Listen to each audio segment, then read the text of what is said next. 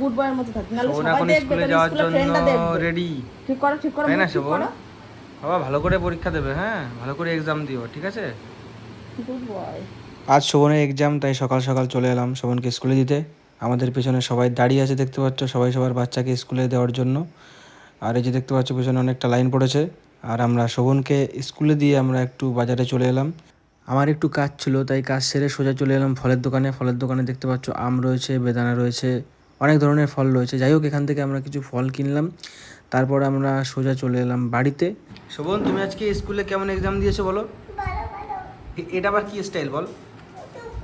শোভন এখন ভাত খাচ্ছে, শোভন এখন কলা চটকে ভাত খাচ্ছে।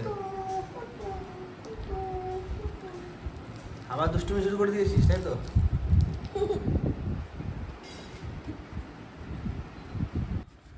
আজকে ড্রাগন ফলটা বেশ ভালোই ছিল। তো দেখতেই পাচ্ছ শোভনের মা এখন ড্রাগন ফল কাটছে। তো দেখা যাক কাটার পরে কি বেরোয় এখান থেকে। এই যে দেখতে পাচ্ছ ভেতরটা বেশ ভালোই লাল আছে। আর এখন শোভন ঘরের মধ্যে খুব দুষ্টুমি করছে। চেঁচামেচি তোমরা শুনতে পাচ্ছ কিনা জানি না।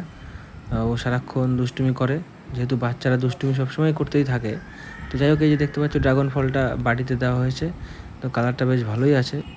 শোভন আবার ড্রাগন ফল খেতে খুব ভালোবাসে। শোভন এখন কি খাচ্ছে? কি খাচ্ছে শোভন? আচ্ছা শোনো, এরপরে তোমাকে ম্যাম পড়াতে আসবে তো?